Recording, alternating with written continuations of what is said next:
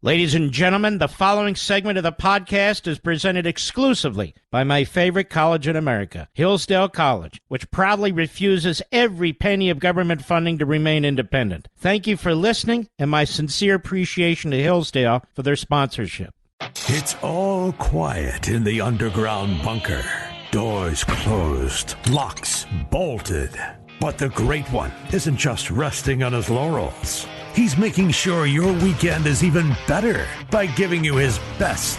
This is the best of Mark Levin. I think much of the political violence that's taking place in this country can be laid at the feet of Barack Obama and then subsequently at Joe Biden. The media, the Democrats, they want you to believe that Republicans are violent. That's pretty funny in a sick kind of way. They point to January 6th over and over and over and over and over again. But they blow off Antifa as an idea, which is a violent, criminal enterprise, as they blow up Black Lives Matter, a violent, criminal Marxist enterprise, as they blow off crime in the streets, and on and on. But it's time to be very, very clear. The Democrat Party is a party of violence. That's why they undermine cops. That's why they won't secure the border. That's why they let criminals out the back door after they come through the front door. And I'm talking about violent criminals. That's why gun control is aimed at law-abiding citizens. And they do next to nothing when it comes to MS-13 and homegrown gangs. And Joe Biden knows this. Because in many ways, Joe Biden is a mobster. You heard that correctly. The President of the United States can do a lot to secure the border. The power drops to him. The President can do a lot of things to protect our cities and our neighborhoods, but he won't. He talks tough. He does nothing. But one of the things a president shouldn't do is pour fuel on the fire. The fire that he already started and his former boss Obama started. This constant talk about how voting rights are being taken away from people, that half the country doesn't believe in democracy, that the white population is a privileged, dominant population filled with MAGA types who are, of course, right-wingers like neo-Nazis and Klansmen. His rhetoric, his propaganda, his hate speech, if you will, is a vile attack on this society. And he does it because he is a fool. He's always been a dumb guy. He's always been a street thug. He's always lied repeatedly, as he did yesterday in Selma, Alabama. And nobody plays the race card and gets away with it as easily and as repeatedly as Joe Biden. Whether he was using it as a backbencher senator to get reelected in Delaware, or now. He's moved from an anti-black racist to an anti-white racist, as has most of the Democrat Party. Rather than promoting Americanism, a civil society, rather than promoting law and order, equal justice rather than equity, and we'll get to that later, Joe Biden is a font for all that's wrong with this country and the radicalism that's taken hold in this country. He's no moderate. He's no centrist. He's a smirking, stupid political hack. That's what he is. And there he is in Selma, Alabama, saying things yet again that are inflammatory and provocative, for which he takes no heat from the corrupt, radical left, dishonest media in this country. Here's what he said yesterday on the anniversary of the events that took place in Selma. Cut one, go. The right to vote, to have your vote counted, is the threshold of democracy and liberty. With it, anything's possible. Without it, without that right, nothing is possible. And this fundamental right remains under assault. The conservative Supreme Court has gutted the Voting Rights Act over the years. All right, let's stop this for a second. It has gutted the Voting Rights Act over the years. The Voting Rights Act was passed in 1965, over half a century ago. There are different elements to the Voting Rights Act. If you're an individual who's been intimidated, threatened, otherwise prevented from voting based on your race, ethnicity, or nationality, you have a federal cause of action under the 1965 voting rights, which the Democrats filibustered. You still have an individual right. The Supreme Court didn't touch it. A few years back, what the Supreme Court did was they said, as to another aspect of the Voting Rights Act, you have all these states and counties, including counties in Pennsylvania and New York and other counties, which you've pulled under and are under the Voting Rights Act of 1965, where the federal government has authority over these states and over these counties. Anytime these states or counties want to adjust their voting systems or go through their voting rolls, they need to get federal approval. Federal approval. And that was due to the fact that you had Jim Crow, that is, literacy tests, poll taxes, all kinds of stuff going on to actually prevent people from voting, black people mostly.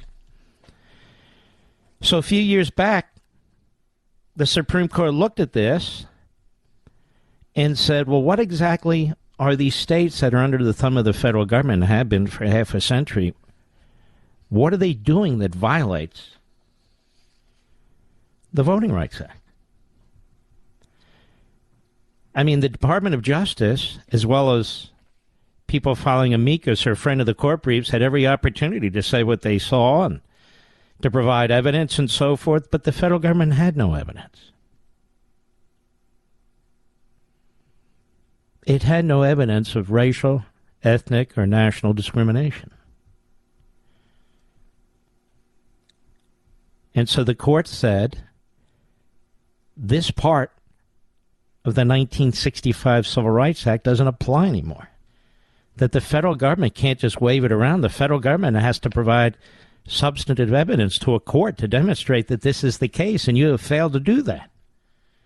So if it's ubiquitous, if it's a real problem, where's your evidence? They didn't have any. And so the court said, well, until you have evidence, you can come back. But these states are no longer under the thumb of the federal government. When Joe Biden's out there screaming at the top of his lungs that the Supreme Court has, quote-unquote, gutted the Voting Rights Act over the years, they haven't gutted anything. Where are all the individuals that have individual federal civil rights claims under the 1965 Voting Rights Act? How come the Department of Justice isn't bringing all those cases? Because all those cases, quote-unquote, don't exist. Maybe here and there. But they're the exception to the rule. In other words, we've come a long way as a country. And rather than celebrate that, Joe Biden takes a knife to the back of this society. The conservative Supreme Court has gutted the Voting Rights Act over the years. This is several years ago, before this court even existed. That's why he throws in the line over the years. Go ahead, Mr. Producer. Since the 2020 election, a wave of states and dozens of anti-voting laws fueled by the big lie and the election deniers now elected to office. Now, you see, ladies and gentlemen, he can't point to a single state.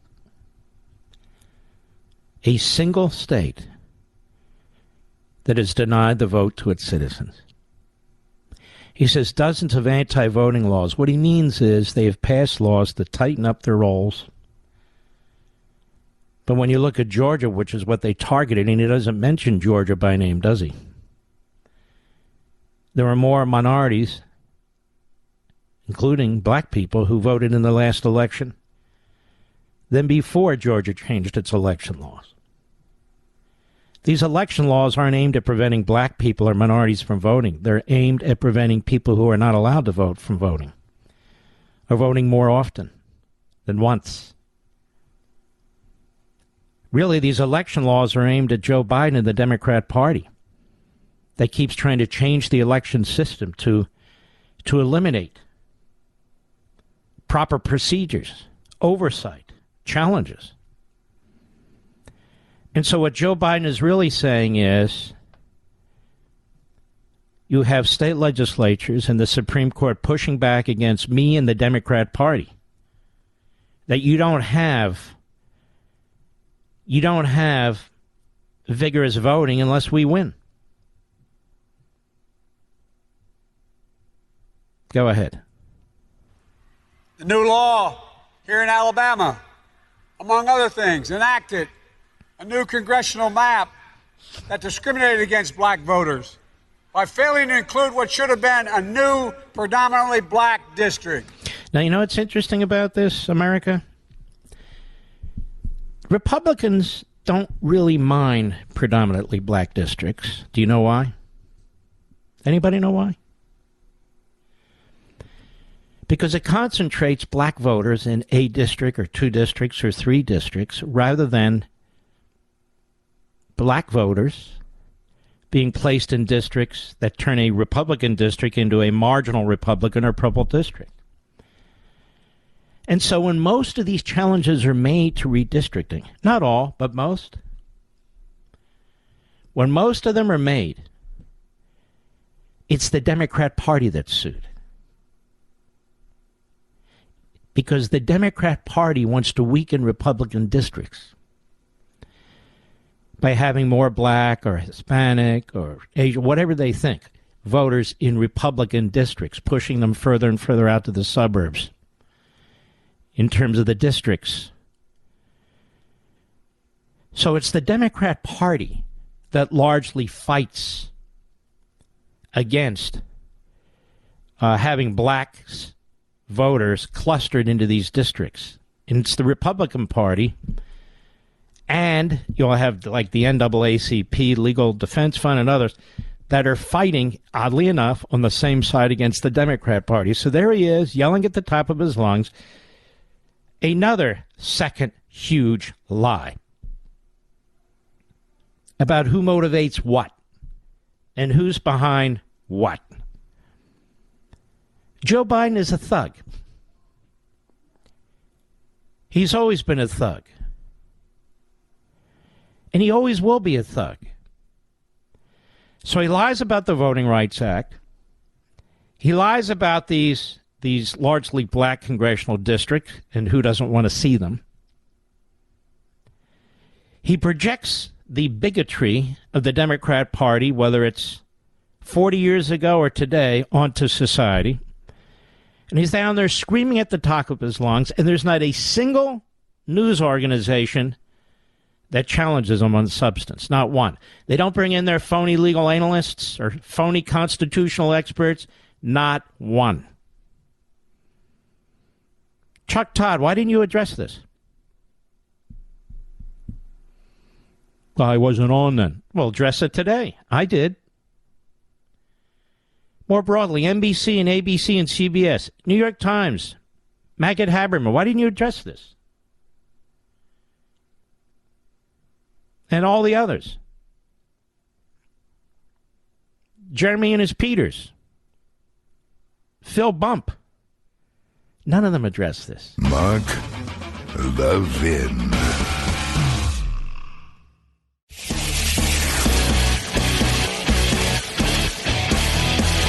Making your weekend even better. This is the best of Mark Levin. This will make sense in a few minutes. Ken Burns, you know, he's a filmmaker, typically on PBS, but other places too. And he creates an aura around himself the way Michael Beschloss used to, as some kind of historian, documentary type producer. But Ken Burns is a leftist. And this last documentary he did on basically FDR and the Jews was disgusting. And he left out, either wittingly or unwittingly, either way it's the same thing, significant evidence that the Democrat Party's great FDR, that academia's great FDR, and they really loved him because he was really the earliest Marxist, that he did so much to confront the Holocaust, did what he could. In some cases his hands were tied and so forth and so on. He did little and next to nothing. He did little and next to nothing. And I will prove it to you in a few months. But he did little and next to nothing for blacks, too.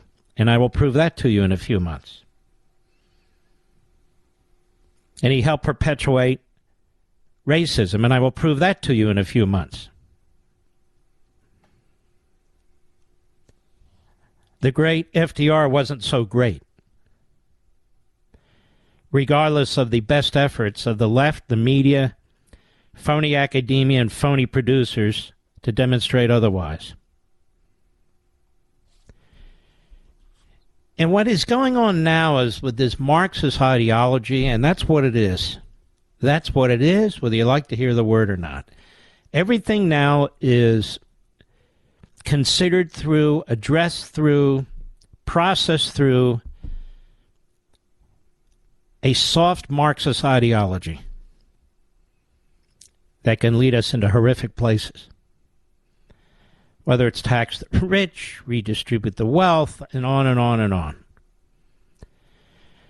So there's a reason why Ken Burns censors relevant material information related to FDR, and why he takes information and twists it and uses it as propaganda against Governor DeSantis and Tucker Carlson. Look, I, for one, don't always agree with Tucker Carlson, but so what? He doesn't always agree with me. But that's irrelevant. What he's doing here is very important. And a lot of what he does is very important, whether I always agree with him or not. So here's Ken Burns. They bring him onto CNN, which is hilarious. Cut 15, go. You were moved enough to write about this bill and what's going on with the whole idea of critical race theory and not teaching the full history of this country. Why? Stop. This has nothing to do with the full history of this country. Don Lemon has always been a moron. Critical race theory has nothing to do with the history of this country. 10 years ago, it was considered the ideology of the nitwits,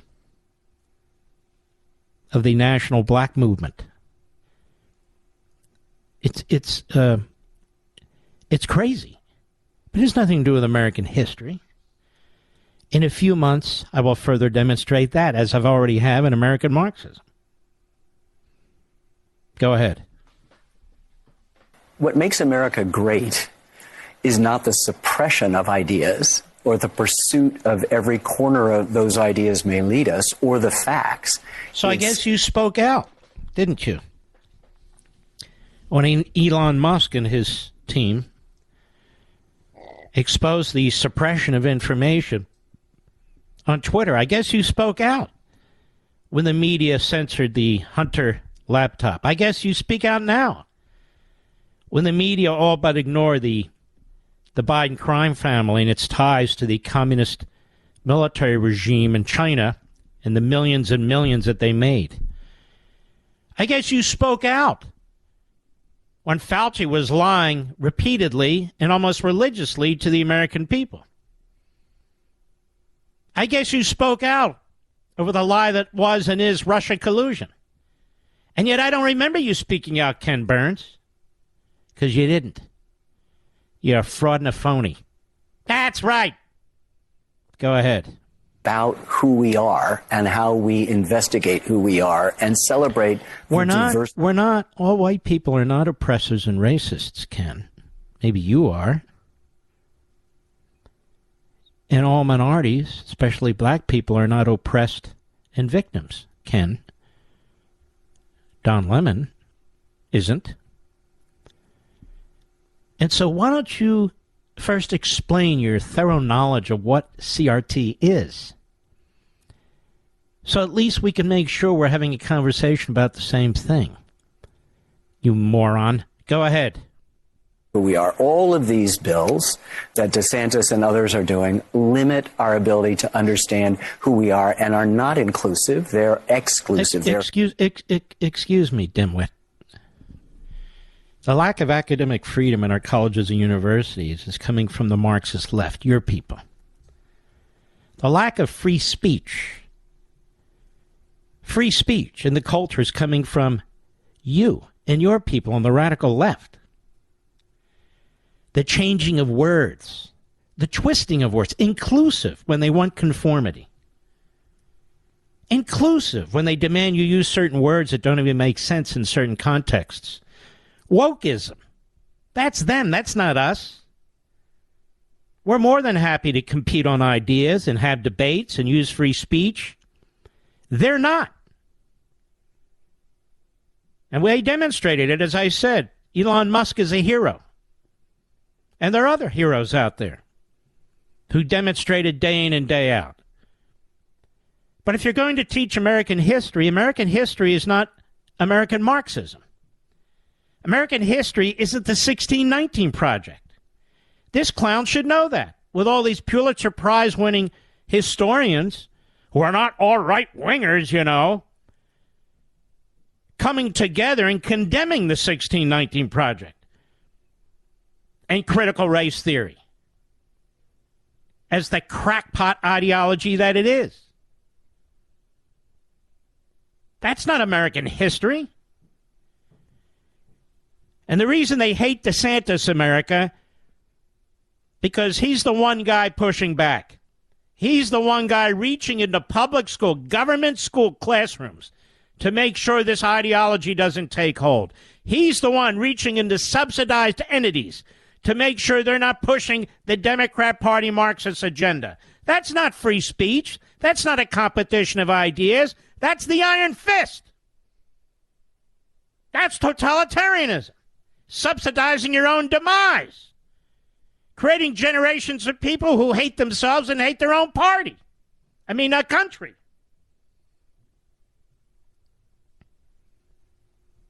Our history. Why don't they talk about the history of Joe Biden as a racist segregationist? Why didn't he do a film on the Democrat Party? The Democrat Party, the vessel through which slavery was promoted and supported and defended. The Democrat Party, the vessel through which segregation and the Klan was promoted and supported. The Democrat Party, the great FDR, who shipped off 120,000 Japanese Americans to internment camps in the center of America and took their homes and their businesses away. Why don't they do that documentary on the Democrat Party, which filibustered the 1964 Civil Rights Act and the 1965 Voting Rights Act? And many of those filibustering, those racist segregationists, were mentors to Joe Biden. Why don't they do that history? Why don't they do the documentary? I'd love to see it. but they won't. Why is that? Why is that, Ken Burns? Go ahead. They're narrowing the focus of what is and isn't American history. It's terrifying. It feels like a Soviet system, or, you know, the way the Nazis would build a Potemkin village. Tucker Carlson's doing the same thing with the... Okay, hold on. Potemkin village, obviously, the guy's a listener, even though he must hate me. The Potemkin village was built by the Soviets, you dumb bastard. I just want you to wake up to that fact. The Nazis weren't interested in proving anything to the outside world. They made their intentions clear, including to Franklin Roosevelt, including to the New York Times, including to the Washington Post and the American media that helped cover it up. European papers didn't. American media did.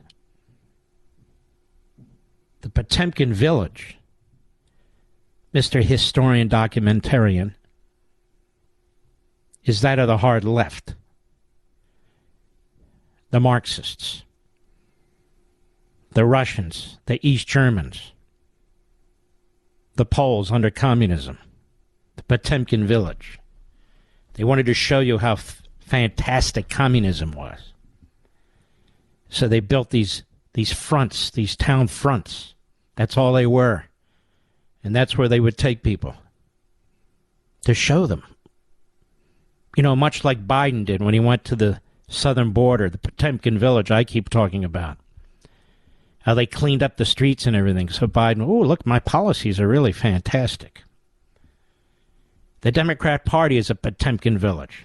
The media are a Potemkin village. They're all frauds and phonies. Academics, 95% Democrats.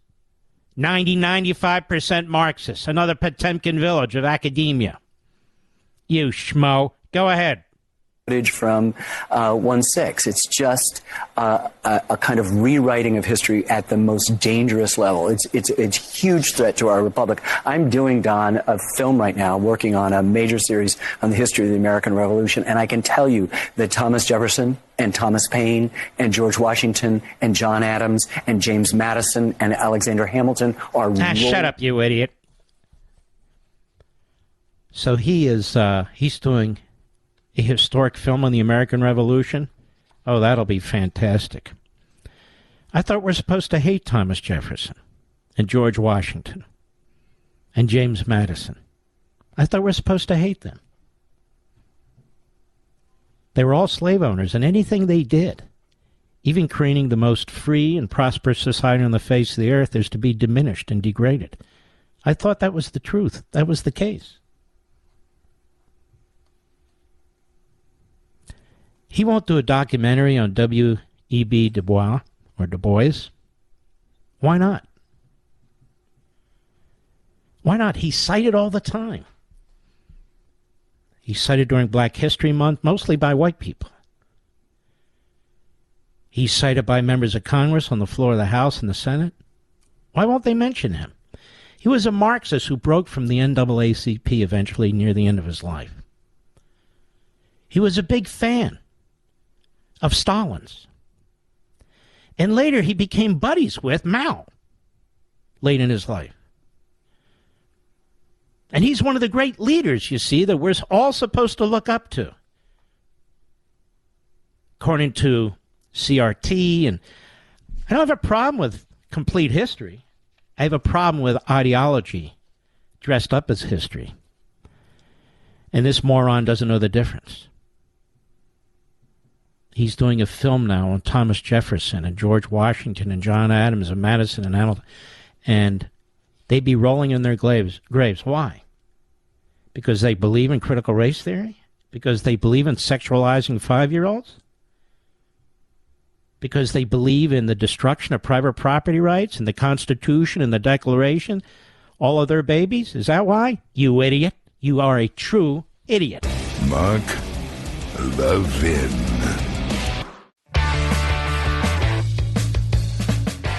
You're listening to the best of Mark Levin. I want to have a talk with you about Social Security and Medicare and Medicaid. Social Security and Medicare have trustees. They've had trustees for decades.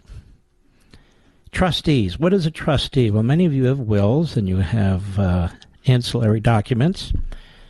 You set up trusts to do what? To protect your beneficiaries, to protect your assets, to make sure what you want gets done when you die. Sometimes you have living trusts to make sure what gets done, what you want to get done while you're living. And it's very careful that you appoint the right trustees. You have trustees at colleges and universities. You have trustees who overlook all kinds of financial situations. And the goal is to have people who are objective and who will make sure that things are done by the book.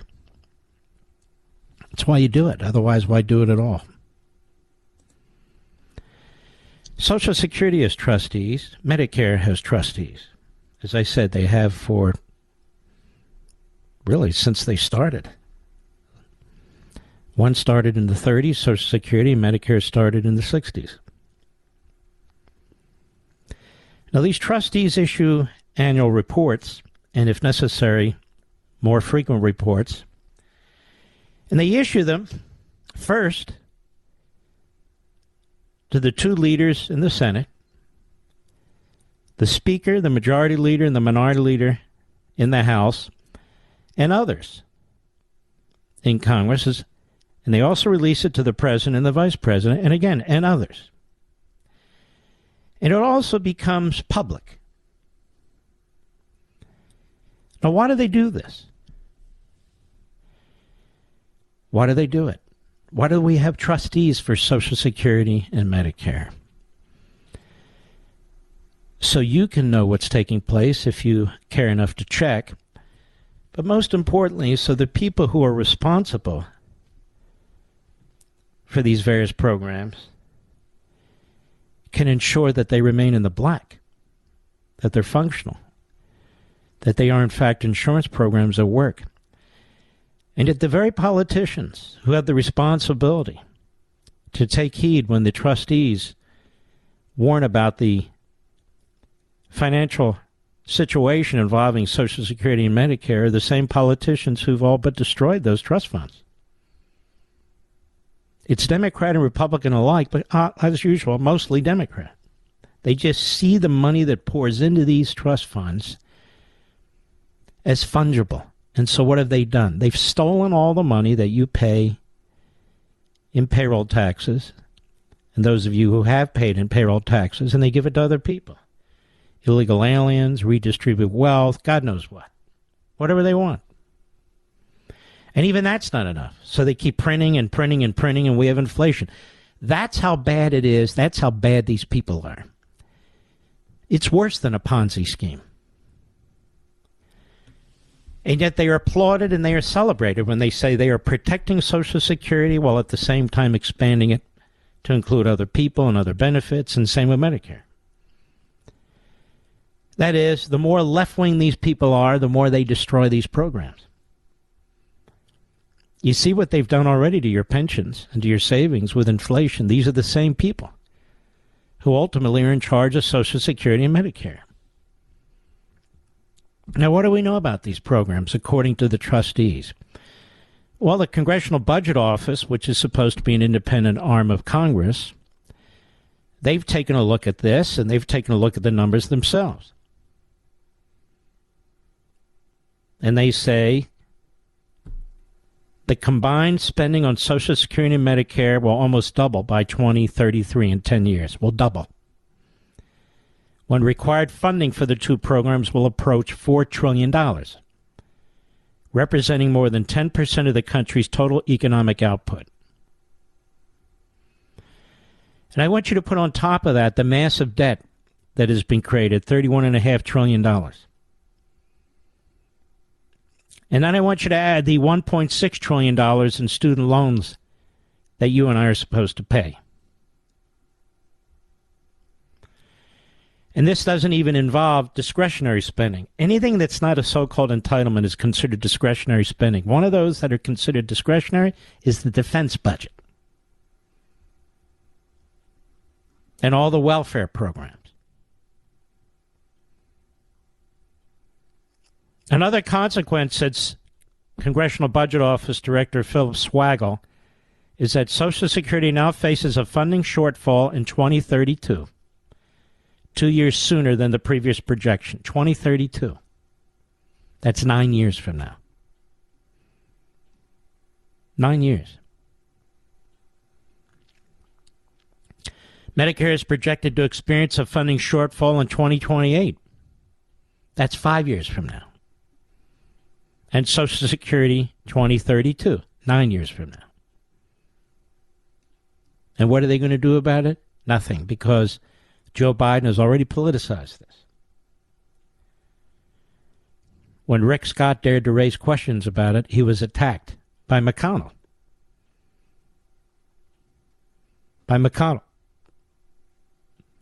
So Social Security spending will almost double from $1.2 trillion in fiscal 2022-23 to almost $2.4 trillion in 2033. As a percentage of gross domestic product, it will grow from 4.8% to 6% over that span. The jump begins immediately with a $123 billion increase in fiscal 2023, a 10% spike in 1 year alone, largely due to the large 8.7% cost of living increase for Social Security benefits that took effect last month. So the Democrats created this massive inflation, and now it's massively increased spending on Social Security, which has reduced the viability of the program by 2 years. Medicare spending will more than double over the same span, from $710 billion in the last fiscal year to more than $1.6 trillion in 10 years, when it will represent 4.1% of the GDP. Defense spending right now, to remind you, is 2.57% of the GDP. Spending on other mandatory health care programs, including Medicaid, the Children's Health Insurance Program, and Obamacare subsidies, will also rise significantly, from $795 billion in 2022 to $1 trillion in 2033.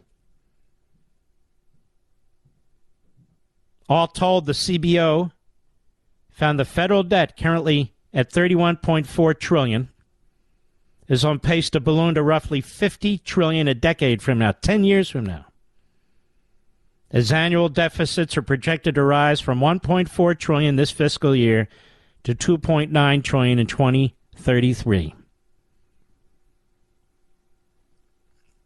Now, Congress needs to act. But the Democrats have an idea. More taxes. Any family that earns over $400,000 a year needs to see their Medicare taxes significantly increased. That's how they plan to fix it. But that won't fix it. Now, why won't it fix it, America? Because the money doesn't go into the trust fund. It goes into the general operating fund. I said it was worse than a Ponzi scheme, and that's exactly what it is. So they knew last year this was the case with Social Security and Medicare and Medicaid and the rest. They knew it. But they spent like drunken Marxists anyway. They did it in November with the omnibus bill. And they did it with Mitch McConnell's help and the help of 18 other Republicans in the Senate. They did it before the Republican majority could be sworn in the House. Now everything seems to be resting on the shoulders of the very thin Republican majority in the House. And with all due respect, they can do certain things, but they can't do everything. And a gun has been put to their heads because Biden says he's not cutting any spending in anything. In fact, he's massively increasing spending in his next budget proposal. The Republicans in the Senate already sold out. to Schumer and Biden. They got nothing in return. They didn't even secure the border. And so it's going to be very difficult for the thinnest of majorities in the House, the Republicans, to hold the line. Not because of the conservatives, not because of the speaker, but because, there's some rhinos among them.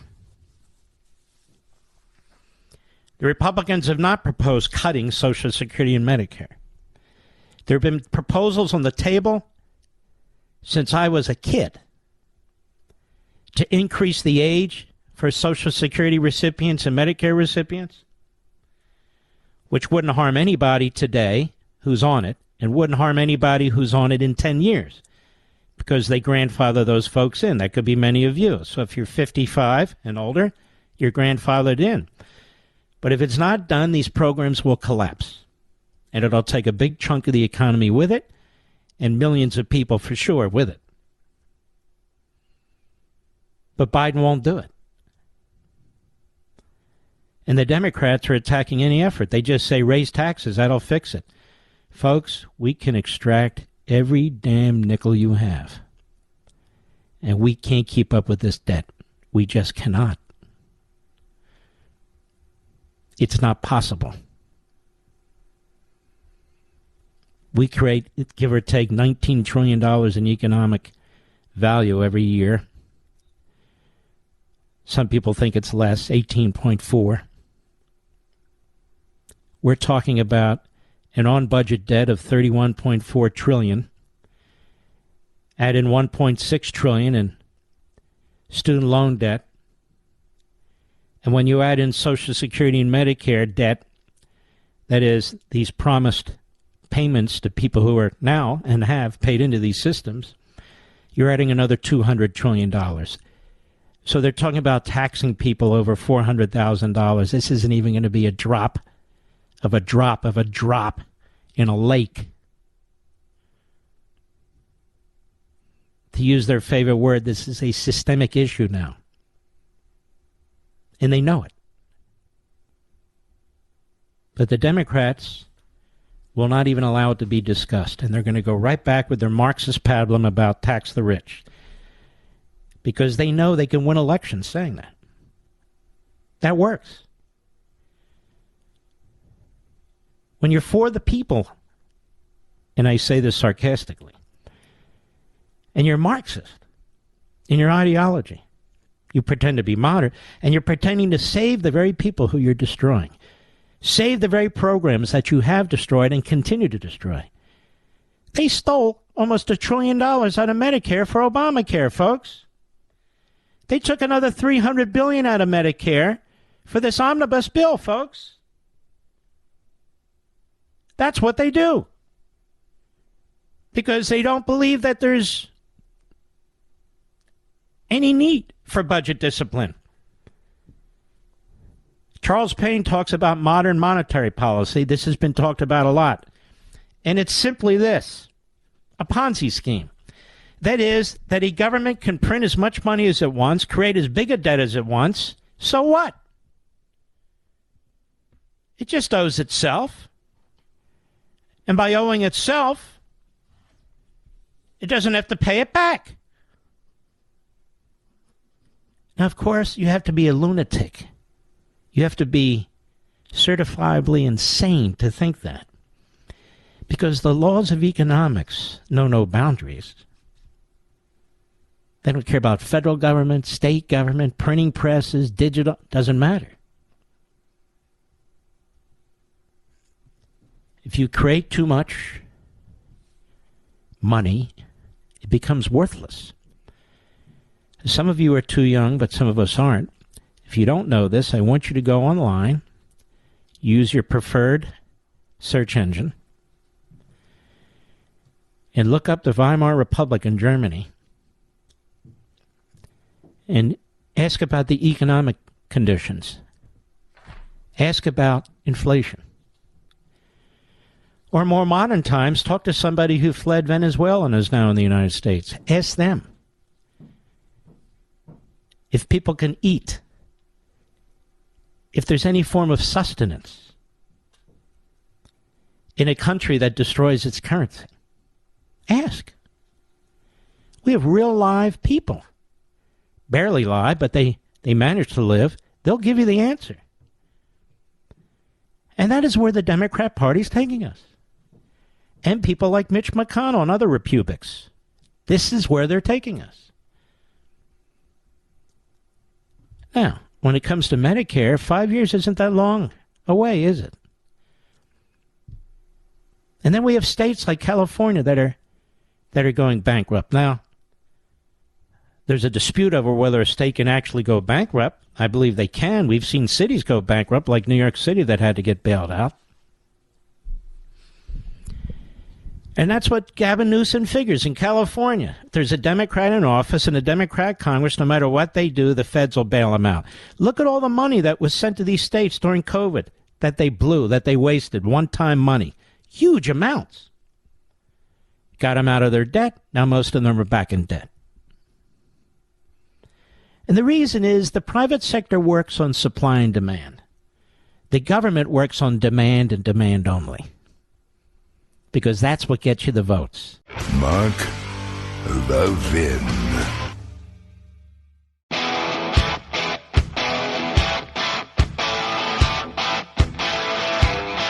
The Great One makes your weekend even better. This is the best of Mark Levin. You want to know why we're not going after the cartels in Mexico, America? Well, I'll tell you why. Because the Democrats are so invested in not investing in the United States military and the proper use, I repeat, the proper use of law enforcement, that they're not sure that we can successfully go after the cartels in Mexico, plus do what we're doing to prepare, at least somewhat, for China, Iran, support Ukraine. And if we don't muscle up our military and muscle it up quickly, well, I fear what's going to happen to your children and grandchildren, quite frankly. But there's news that broke less than an hour ago. Not one of these breaking news things that are used to get ratings. There's actual news. And it is from FoxNews.com, Kelly Laco. 9 boxes of Biden documents were taken from the Boston office. What's that mean? The archives has not previously publicly disclosed the number of boxes taken from Boston. 9 boxes of documents were taken from Biden's attorney, Patrick Moore's Boston office, but have yet to be reviewed, the National Archives disclosed in a response letter to Senators Ron Johnson, thank God that man got reelected, and Chuck Grassley this week, first obtained by Fox News Digital. The archives had not previously publicly disclosed the number of boxes taken from Boston. It had been reported that Moore had shipped boxes of documents from the Penn Biden Center to his Boston office before discovering the initial trove of classified documents at the Washington, D.C.-based think tank. You got that? Before discovering the initial trove of classified documents, these 9 boxes have been sent to Biden's lawyer in Boston. In response to questions by Johnson and Grassley in a February 24 letter, asking how and when the archives learned that records were transported to Boston, Acting Archivist of the United States Deborah Stidal Wall responded the agency learned about it on November 3, 2022. Now, this is a big deal. Now, why is this a big deal? Donald Trump didn't move boxes all over the place. Maybe there was a document here or there, something like that. But Joe Biden had no right at all to have any of these documents. As Vice President of the United States, he's not the leader of the executive branch. But 9 boxes were moved to Boston. What kind of security did they have in the law firm's office? Why were they moved to Boston? You'll notice you're not hearing any questions from Maggot Haberman, Jeremy and his Peters, Philip and his Bump. You're not hearing anything from these really great journalists that we have in America, or these big-time corporate newspapers. Why is that? This raises a zillion questions. When the National Archives and Records Administration contacted Biden's personal counsel November 3, 2022, to arrange to pick up boxes from the Penn Biden Center in Washington, D.C., they informed NARA that Mr. Moore had moved other boxes from the Penn Biden Center to Mr. Moore's law firm in Boston, the letter states. In addition, the archives notified the Department of Justice's Office of Inspector General on November 4th that the documents had been moved. The documents were then picked up on November 9 and were secured in the JFK Presidential Library in Boston. Why? The National Archives staff retrieved 9 boxes from Mr. Moore's Boston office, which had not been previously known. Despite having possession of the documents since November, the archives has not yet reviewed the box's content to determine whether additional classified materials are inside. NARA has not reviewed the contents of the boxes found at Mr. Moore's Boston office. Well, which was it? At the JFK Library or Mr. Moore's Boston office? Where were they? Fox News previously reported that FBI agents searched the Penn Biden Center offices in mid-November after Biden's personal attorneys discovered a handful of documents with classified markings that on November 2nd. The Penn Biden Center for Diplomacy and Global Engagement, oh yeah, right. In other words, how they wash through communist money to the Bidens. There's a think tank in Washington. Biden used the 6th-floor office space there between 2017 and 2019, during which time he was an honorary professor and received about $900,000 for giving roughly a dozen lectures and talks. You believe that, Mr. Producer? $900,000. Obviously, it was a payoff. A dozen lectures and talks. Is this a joke? Additional classified documents were found by Biden's attorneys in his Wilmington, Delaware house next to his garage and in his garage. 6 items with classification markings were seized after the DOJ searched his home. So why weren't the prosecutors as excited about going after Biden as they were going after Trump? I think it's fairly obvious. You have boxes of documents that were removed. Now, forget about classification. Let's put that aside, at least for now. We have the Presidential Records Act. Now, what's the Presidential Records Act? Well, the Presidential Records Act means any document belongs to the government. Right?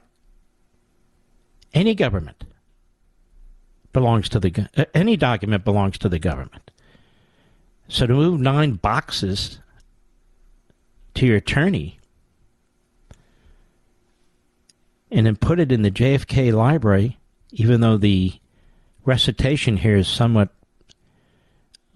inconsistent and illogical, this is rather remarkable. And keep in mind, they didn't use the FBI to search various locations until well into January. Once the information came out. Nor was there any effort to appoint a special counsel, even though this occurred before Attorney General Meritless Garland appointed a special counsel in the case of Donald Trump. Now, this is really shocking to me. And it's very important that it's finally come out. It looks like the National Archives sat on it. If it wasn't for Senators Johnson and Grassley, who have been dogged about this, we wouldn't even know about it. What's Mitch McConnell going to do about this? What's John Cornyn going to do about this? What's John Thune going to do about this? Just wring their hands? They should be on the floor of the Senate jumping up and down. You had 9 boxes removed by Biden's lawyer to Biden's office. Let's go with that one. Why? And this is before the classified documents were found. I'll tell you why. Because they saw what was happening to Trump. And the lawyer wanted to look at these 9 boxes for a reason that we don't know yet. What's in those 9 boxes? What's in the thousands of documents, the millions of documents, the thousands of boxes of documents at the University of Delaware? What is it? They're so laxed about this, are they not? We don't even hear from the special counsel. There's leaks left and right from Jack the Ripper Smith, the phony special counsel in the Trump case, the rogue prosecutor. We don't hear anything about the Biden investigation, do we? The reason why all this happened, it took time and all, is because meritless Garland was covering up for Biden. But this is the headline: 9 boxes of Biden documents were taken from the Boston office by the archives, not previously publicly disclosed. The number of boxes taken from Boston. We have this clown who is the spokes idiot for the idiot president, who just lies to us all the time by playing rope-a-dope. White House counsel has some answering to do. They misled the media. Do the media even care anymore? Surely meritless Garland knew about these 9 boxes. He's never said a word at any of his press conferences about any of it. It's like pulling teeth to get information about the Biden stuff from this government. Pretty remarkable, don't you think? So the 9 boxes were taken from Biden's attorney, Patrick Moore's office. They've yet to be reviewed. The National Archives just disclosed this in a letter to Senators Johnson and Grassley. The archives did not previously disclose the number of boxes taken from Boston. And the media won't care, except for Fox, which is why they're trying to destroy it, of course. This isn't reported by the Constipated News Network or MSLSD, the New York Slimes, the Washington Compost, and the rest of the riffraff. No. No. So we have documents in multiple locations. We have documents that were shipped by Biden's lawyer to Biden's lawyer's office. And they keep saying we can't comment on anything because it's under investigation. That's funny. Donald Trump comments about everything, but Joe Biden can't comment about anything. Have you noticed when it involves him, his brother, his son, his corrupt business activities? The guy was paid $900,000. You know, that should be looked into. That's relevant. The guy's paid $900,000 for 12 speeches slash talks over the course of 2 years. And I don't know if that's $9,000 a year. I think it is. I think that's what his so-called salary was, is the honorary whatever he was. And tens of millions of dollars were poured into this institution by the Communist Chinese to fund it. Tens of millions of dollars are poured into the Penn Biden Center in Washington, D.C. once Biden is attached to this operation. He receives at least $900,000, probably twice, for 12 speeches or talks. 12. That's a lot, Mr. Producer. That's like $75,000 a speech or something, isn't it? And he probably just sat there, like he always does, and didn't have much to say. It didn't matter. And that was only one of the ways he made money. People were throwing money at this guy. Now he's come out and he says, well, maybe I should touch on this now. This is also in the Washington Examiner by Zachary Halschak. Biden faces impossible budget math even with big tax hikes. And what he's basically saying here is what I discussed with you last night. These big tax hikes aren't going to fix a damn thing. Not a damn thing. The mismatch between spending and revenues. And he's not even looking to balance the budget. Even though he talks about balancing the budget in 10 years, it'll never happen. But they talk about Medicare. He wants to make sure we increase payroll taxes for those earning more than $400,000 to fund Medicare benefits. And it would raise the Medicare tax rate for taxpayers earning an annual income of more than $400,000 from 3.8% to 5%. Well, why wouldn't everyone just do what Joe Biden did with his two S corporations? Remember that, ladies and gentlemen? He and Dr. Biden set up two S corporations during the time he was in the private sector for about 14 minutes in order to avoid paying Medicare taxes and Obamacare taxes, to avoid paying that 3.8% that he now wants to raise to 5%. He wants to avoid, he acted to avoid that over $500,000, perhaps up to $900,000 over a 2-year period.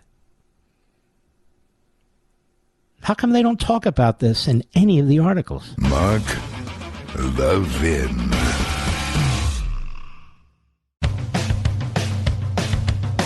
We're giving you nothing but the best of Mark Levin. Hey, Mr. Producer, I don't mean to catch you by surprise, but if we wanted to conduct some kind of a petition, think about how ways we could do that here on the air, and then how it would be done via the internet. In other words, is there a way to keep a list? Because I have something in mind. And once we figure this out, America, I will tell you about it. Hopefully tomorrow we'll have something figured out. Not to put you on the spot. I wanted to leave with this tonight. Gulf Cartel apologizes for kidnapping, killing U.S. citizens, surrenders 5 gunmen. We don't know if they're the 5 gunmen or not, but this is where we are. The Matamoros faction of the Gulf Cartel tied up 5 of their own gunmen Thursday and left them alive. They're a poster board as an apology for kidnapping and killing U.S. citizens over the past weekend. Authorities located the 5 gunmen during pre-dawn hours next to a black pickup in Matamoros. In a handwritten poster, the Scorpion cell of the Gulf Cartel apologized, claiming the gunmen were not acting on orders or with approval from leadership. The Gulf Cartel also apologized for the killing of an innocent bystander during the violent abduction. The move comes after days of immense political and police pressure after 4 U.S. citizens from South Carolina went missing last week. The gunmen were able to chase the victims in their vehicle, shoot at and kidnap them without any interference from police or military forces. The media and political pressure after the kidnapping of Lativa Tay McKee, Shaeed Woodward, Zindell Brown, and Eric James Williams caused a large military and police response. But it caused more than that. I went on air, and as you know, I said that we need to send our military, and by that I meant our jet fighters over there and take care of business. We know where their headquarters are. We know where their main plants are. We know the whole thing. You have members of Congress who are starting to say the same thing.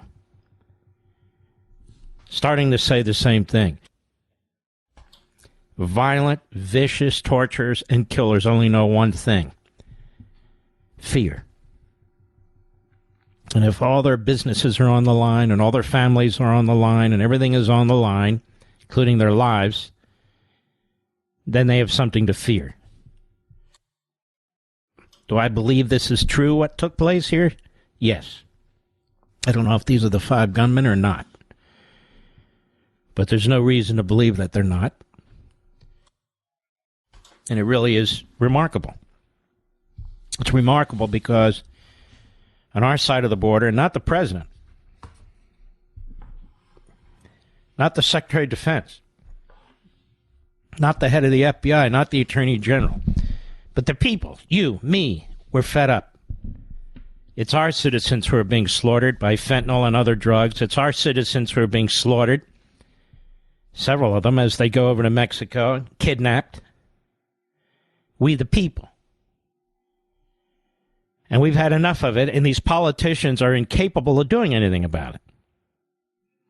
We pay them our taxes. They keep pushing us around, what we can do with our land, whether we can keep our land, whether we can keep our car. Just, it's endless. Pushing us around, bullying us, pulling us. It's endless. Brainwashing our children, threatening people who disagree with them. It's just too much. And then they don't protect us in the streets. They don't protect us from drug cartels, period. But there's a lot that's taken place today, and all of it affects you, so I want to get into this. Joe Biden is proposing $4.7 trillion in new taxes.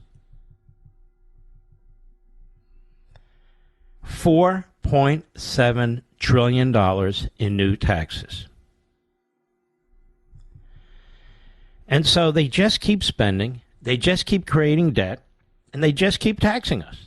Now they'll talk about we only tax the rich. I want to ask you folks, anybody out there earn under $400,000? Of course, the vast majority of you. Have you seen your costs go up? Yes, of course. And so this inflation stuff is a tax on you, and that's intentional because he wants to be able to go around, Biden does, to say, I haven't raised taxes on you, and yet he has. For so many people, they have to choose between groceries and gasoline and on and on and on. And he proposes the most outrageous, irresponsible budget in human history. And we all know the federal government treats our money so well. All that COVID money's still around, hundreds of billions of dollars, and now they're handing it to left-wing groups and all the rest of it. And all the rest of it. All of these special interests that support the Democrat Party, whether they're billionaires or teacher union leaders, those thugs and so forth, they all benefit. They're all taken care of. This entire budget is once again a budget for Democrats, to support Democrats and the Democrat base. Massive redistribution of wealth. It's all Marxist crap. That's what it is. Marxist crap. I want to give you the list of tax increases that he's proposing. That is Biden. And I want to make it abundantly clear. Any tax increase has an effect on private sector growth and prosperity, has an effect on your jobs and your income. Haven't they done enough damage? Haven't they spent enough money? Haven't they created enough debt and hardship? So we go to our friends at Americans for Tax Reform. There is no better. Biden's fiscal year 2024 budget proposal contains nearly $4.7 trillion in new tax hikes on American individuals and businesses. Biden's proposed tax hikes come just months after Democrats passed more than $700 billion in tax increases in the so-called Inflation Reduction Act. So in a year's time, they will have increased taxes by $5.4 trillion. And it won't even come close to digging us out of the debt cycle that these fools have pushed us into. Biden's budget proposal is a direct violation of his campaign pledge to not raise taxes on small businesses. Here's a list of tax hikes included in Biden's proposal. Highest personal income tax rate since 1986. 1986. Biden's budget calls for a top combined federal tax rate of about 45%. 45%. 45 cents out of every dollar. Highest capital gains tax since 1978. 1978, almost half a century ago. A rate over twice as high as China's capital gains tax. You want to know why China succeeds? That's a communist regime. It is a communist regime that will have a lower capital gains tax than the United States of America. Got it?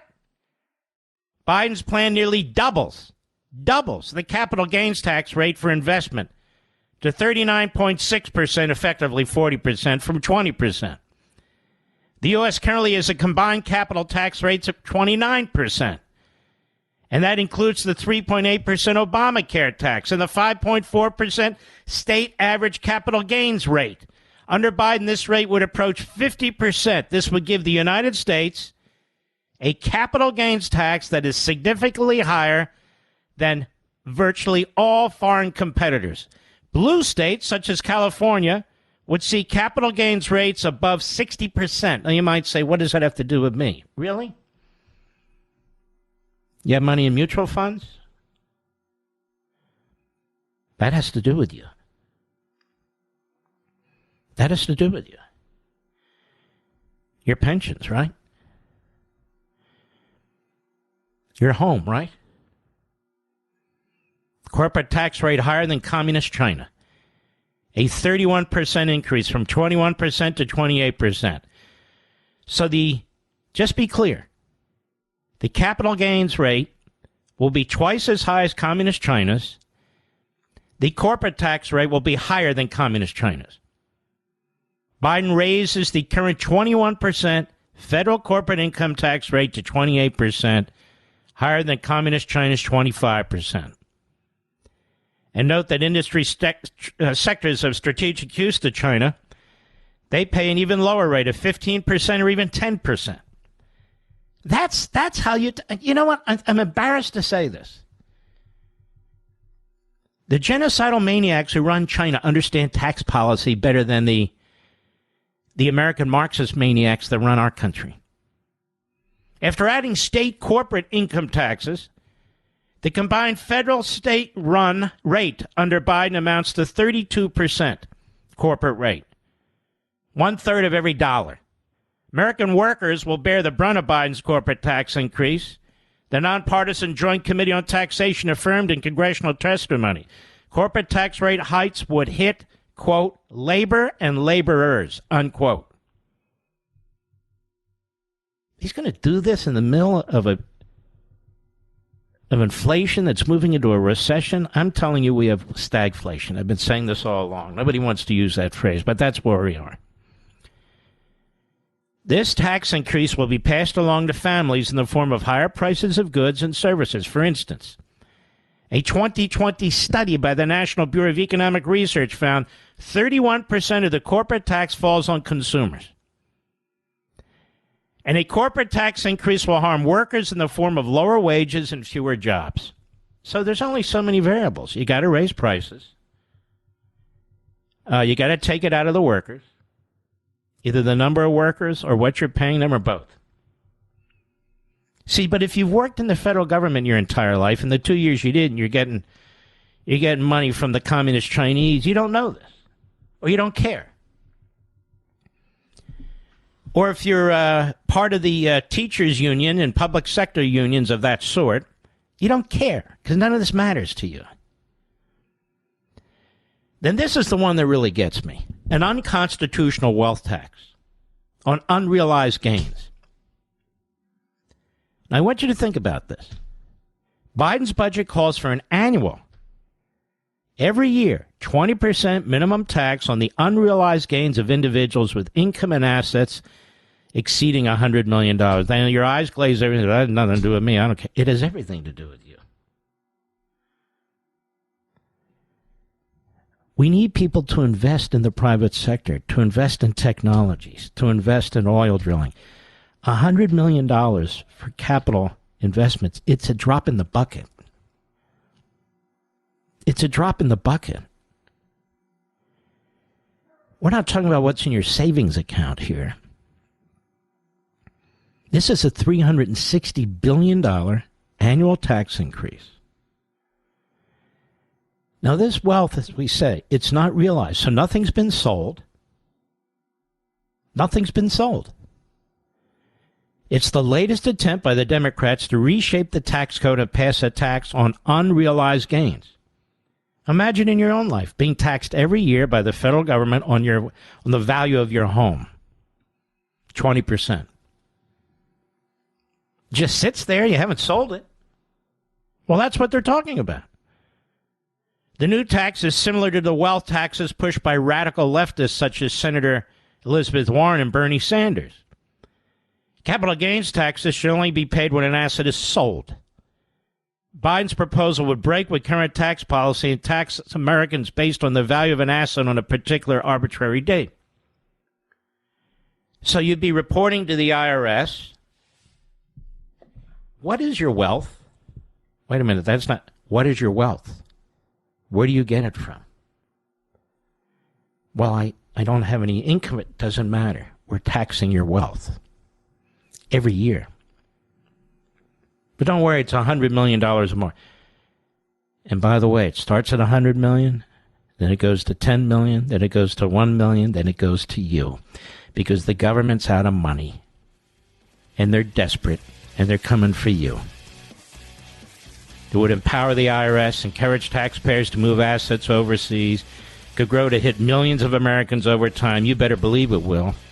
Would also harm the economy, impose retroactive taxation, because that's exactly what it'll do.